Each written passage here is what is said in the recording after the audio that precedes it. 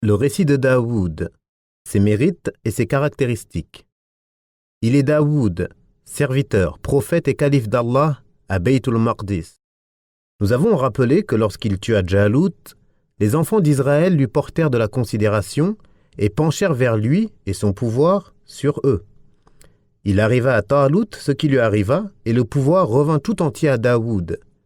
Allah réunit pour lui la royauté et la prophétie, et le bien de ce monde et de l'au-delà, alors qu'avant lui la royauté revenait à une tribu et la prophétie à une autre. Mais Daoud réunit lui les deux. C'est pourquoi Allah dit « Et Daoud tua Jalut ». Allah lui donna la royauté et la sagesse, et lui enseigna ce qu'il voulut. Et si Allah ne protégeait pas une partie des hommes par une autre, la terre serait certainement corrompue. Mais Allah accorde ses faveurs au monde.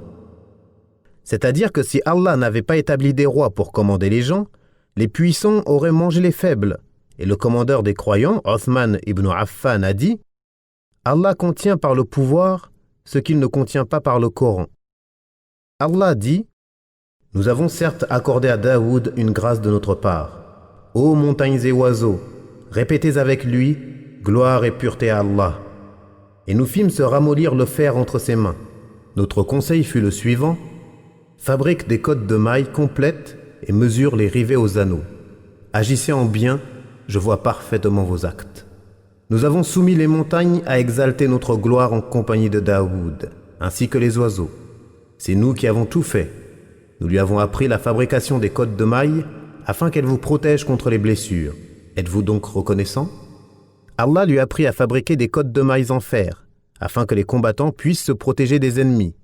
Il lui inspira aussi la manière de procéder, et mesure les rivets aux anneaux, c'est-à-dire que les mailles de fer ne soient ni trop fines, si bien qu'elles s'en mêlent, ni trop épaisses, si bien qu'elles se rompent, ainsi qu'on l'a expliqué Mujahid, Qatada, Al-Hakam, Ikrima et d'autres. Al-Hassan al-Basri, Qatada et Al-A'mash ont dit « Allah ramollit pour lui le fer, au point qu'il pouvait le tordre avec sa main sans avoir besoin de feu ou de marteau. » Qatada a dit « Il fut le premier à fabriquer des cottes de mailles. Avant lui, on utilisait des cuirasses faites de feuilles de métal. » Ibn Shawdhab a dit « Il fabriquait chaque jour une cotte de mailles qu'il vendait 6000 dirhams. » Et on rapporte dans un hadith « La meilleure nourriture est celle que l'homme gagne de ses mains. » Et le prophète d'Allah, Daoud, vivait du travail de ses mains. Allah dit « Et rappelle-toi Daoud, notre serviteur, doué de force et plein de repentir. Nous soumîmes les montagnes qui glorifiaient Allah avec lui soir et matin, de même que les oiseaux, assemblés en masse, lui obéissant tous. Et nous renforçâmes son royaume et lui donnâmes la sagesse et la faculté de bien juger. » Ibn Abbas et Mujahid ont dit qu'il était doué de force dans l'adoration et les bonnes œuvres. Pour Qatada, on l'a doté de force dans l'adoration et de compréhension dans la religion. On nous a rapporté qu'il veillait la nuit en prière et jeûnait un jour sur deux. On rapporte dans les deux Sahih que le messager d'Allah a dit « La meilleure prière pour Allah est celle de Daoud, et le meilleur jeûne pour Allah est celui de Daoud. Il dormait la première moitié de la nuit, veillait en prière pendant un tiers avant de dormir, le sixième restant. Et il jeûnait un jour et mangeait un jour, et il ne fuyait pas pendant le combat. » Allah dit « Nous soumîmes les montagnes qui glorifiaient Allah avec lui soir et matin, de même que les oiseaux assemblés en masse, lui obéissant tous. Mais aussi, ô montagnes et oiseaux, répétez avec lui « Gloire et pureté à Allah ». Louez Allah avec lui, comme l'ont dit Ibn Abbas et Mujahid en explication de ce verset. Nous soumîmes les montagnes qui glorifient Allah avec lui soir et matin.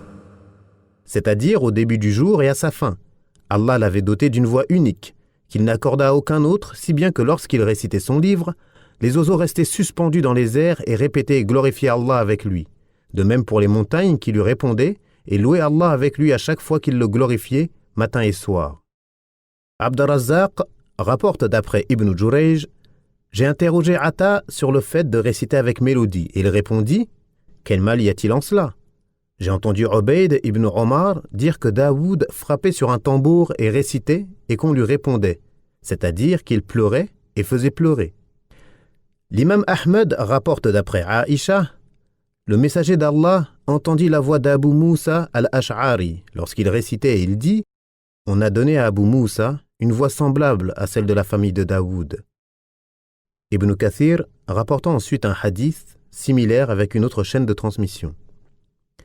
Nous avons également rapporté les propos d'Abu Uthman al-Nahdi qui dit « J'ai entendu le son du violon et de la flûte, mais je n'ai jamais entendu de voix plus belle que celle de Abu Moussa al-Ash'ari. » Et en plus de cette voix mélodieuse, il lisait rapidement son livre, Az-Zabour.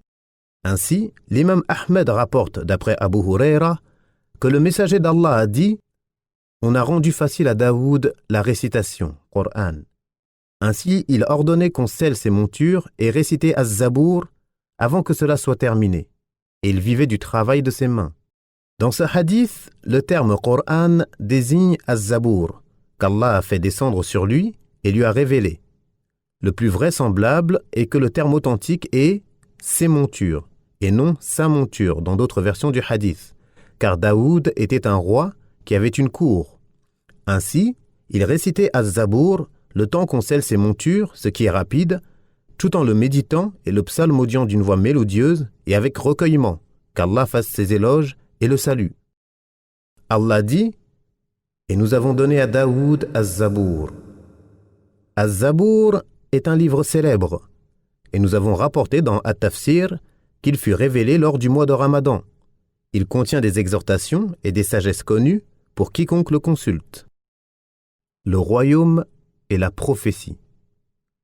Allah dit « Et nous renforçâmes son royaume et lui donnâmes la sagesse et la faculté de bien juger, c'est-à-dire la faculté de trancher dans une parole ou un litige. » C'est l'avis d'Ibn Jarir. Le repentir de Daoud. Allah dit « T'est-elle parvenue l'histoire de ceux qui étaient en litige, quand ils grimpèrent au mur du sanctuaire, quand ils entrèrent auprès de Daoud, il en fut effrayé. Ils dirent « N'aie pas peur, nous sommes tous deux en dispute. L'un de nous a fait du tort à l'autre, juge donc en toute justice entre nous. Ne sois pas injuste et guide-nous vers le chemin droit. Voici mon frère, il a 99 brebis, tandis que je n'en ai qu'une. Il m'a dit « Confie-la moi. » Et dans la conversation, il n'a cessé d'insister. Daoud dit « Il a certes été injuste envers toi en demandant de joindre ta brebis à ses brebis. Beaucoup de gens transgressent les droits de leurs associés, sauf ceux qui croient et accomplissent les bonnes œuvres. Cependant, ils sont bien rares. » Et Daoud pensa alors que nous l'avions mis à l'épreuve. Il demanda donc pardon à son Seigneur et tomba prosterné et se repentit. Nous lui avons pardonné cela. Il aura une place proche de nous et un beau refuge.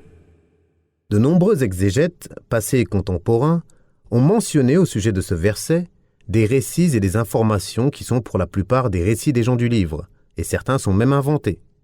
C'est volontairement que nous avons choisi de ne pas les rapporter dans notre ouvrage et de nous suffire du récit tel qu'il est mentionné dans le noble Coran, et Allah guide qui il veut sur la voie droite. Les imams ont divergé en deux avis à propos de la prosternation de la récitation dans la sourate Sa'd, quant à savoir si elle était une prosternation obligatoire ou simplement une prosternation de gratitude. Al-Bukhari rapporte d'après Al-Awwam « J'ai interrogé Mujahid à propos de la prosternation dans la sourate Sa'd. Et il me répondit « J'ai demandé à Ibn Abbas « Pourquoi t'es-tu prosterné ?» Il dit « N'as-tu pas entendu la parole d'Allah ? Et nous lui avons accordé Ishaq et Yaqub, que nous guidâmes tous deux. Et Nuh, nous l'avons guidé auparavant, et parmi sa descendance Daoud, Suleyman, Ayyub, Yusuf, Moussa et Haroun. Et c'est ainsi que nous récompensons les bienfaisants. De même, Zachariah, Yahya, Isa et Ilyas furent tous des êtres pieux. De même qu'Ismaïl, Al-Yasa', Yunus et Lot, nous favorisâmes chacun d'eux sur le reste du monde, de même qu'une partie de leurs ancêtres, de leurs descendants et de leurs frères. Nous les avons choisis et guidés vers un chemin droit. Telle est la direction par laquelle Allah guide qui il veut parmi ses serviteurs. Mais s'il lui avait donné des associés, alors toutes leurs œuvres auraient certainement été vaines. C'est à eux que nous avons apporté le livre, la sagesse et la prophétie. Si donc ces autres-là n'y croient pas, sache que nous avons confié ces choses à des gens qui ne les nient pas. Voilà ceux qu'Allah a guidés. Suis donc leur direction et dis « Je ne vous demande pas pour cela de salaire. Ce n'est qu'un rappel à l'intention de tout l'univers. » Et Daoud fait partie de ceux qu'on a ordonné à votre prophète de suivre. Daoud s'est prosterné et le messager d'Allah s'est prosterné.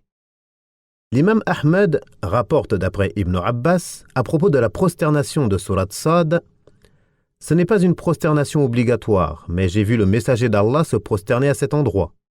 An-Nasa'i rapporte d'après Ibn Abbas que le messager d'Allah s'est prosterné dans Surat Sad, puis a dit: Daoud s'est prosterné par repentir, et nous nous prosternons par gratitude. Abu Daoud rapporte d'après Abu Sa'id al-Khudri: le messager d'Allah récita Surat Sad alors qu'il était sur la chair, et lorsqu'il arriva au moment de prosternation, il descendit, se prosterna, et les gens se prosternèrent avec lui. Un autre jour, il la récita de nouveau, et lorsqu'il arriva au moment de prosternation, les gens se préparèrent à se prosterner, et il dit: ce n'est que la prosternation de repentir d'un prophète, mais je vous ai vu vous préparer à vous prosterner. Ainsi, il descendit et se prosterna. At-Tirmidhi et Ibn Majah rapportent d'après Ibn Abbas qu'un homme vint au prophète et dit: Ô messager d'Allah, je me suis vu en rêve accomplir la prière derrière un arbre. J'ai récité ce verset de prosternation, et l'arbre s'est prosterné avec moi, et je l'ai entendu dire en prosternation: Ô Allah, inscris-moi grâce à elle, cette prosternation, une rétribution auprès de toi. Décharge-moi grâce à elle d'un fardeau, réserve-la moi auprès de toi comme une provision et accepte-la de ma part, comme tu l'as accepté de ton serviteur Daoud. Ibn Abbas dit: j'ai vu le prophète se lever, réciter ce verset, se prosterner et dire ce que cet homme lui a rapporté de l'invocation de l'arbre. Allah dit: nous lui avons pardonné cela. Il aura une place proche de nous et un beau refuge. C'est-à-dire, au jour de la résurrection, Allah le rapprochera de lui en raison de sa prosternation. On rapporte dans le hadith: ceux qui sont équitables seront sur des chairs de lumière à la droite du tout miséricordieux, et ses deux mains sont droites. Ils sont ceux qui sont équitables dans leur famille, leur jugement et en ce qu'on leur a confié. Allah dit: Ô Daoud, nous avons fait de toi un calife sur terre. Juge donc en toute justice parmi les gens et ne suis pas la passion, sinon elle t'égarera du sentier d'Allah. Et ceux qui s'égarent du sentier d'Allah auront un dur châtiment pour avoir oublié le jour des comptes. C'est ce qu'Allah dira à Daoud, mais cela concerne tous les gouverneurs et responsables. Il leur ordonne l'équité et le suivi de la vérité révélée par Allah, et non les avis et les passions, et il a adressé un avertissement à quiconque emprunte un autre chemin et juge par autre que cela. Les mérites de Daoud. Daoud était un exemple à cette époque dans la justice et l'abondance d'actes d'adoration, si bien qu'il ne s'écoulait pas une heure du jour ou de la nuit sans que sa famille ne soit en adoration, comme Allah dit: Ô famille de Daoud, soyez par vos actes reconnaissants. Peu de mes serviteurs sont reconnaissants. Al-Hafidh ibn Asakir a rapporté de nombreuses choses élégantes dans sa biographie de Daoud, comme ses propos: sois pour l'orphelin comme un père miséricordieux, et sache que tu ne récolteras que ce que tu sèmes. L'orateur sot s'adressant aux gens est semblable à celui qui chante pour un mort. Comme la pauvreté est détestable après la richesse, mais plus détestable encore, l'égarement après la guidée. Regarde ce que tu n'aimerais pas qu'on dise de toi parmi les gens, et ne le fais pas lorsque tu es seul. Ne fais pas à ton frère une promesse que tu ne pourras pas tenir, car c'est là une inimitié entre toi et lui. La durée de son existence et son décès. Nous avons vu dans les hadiths relatifs à la création d'Adam que lorsqu'on tira sa descendance de ses reins, il vit parmi elles les prophètes et aperçut un bel homme. Il dit: Ô Seigneur, qui est-ce? Il répondit: C'est ton fils Daoud. Quelle est la durée de son existence? 60 ans. Ô Seigneur, prolonge son existence. Non, sauf si je prends des années de la tienne. La durée de vie d'Adam était de 1000 ans, et il en céda 40 à Daoud. Lorsque son heure arriva, l'ange de la mort vint prendre son âme, mais il lui dit: Il me reste 40 ans à vivre. Il avait oublié qu'il les avait donnés à son fils Daoud.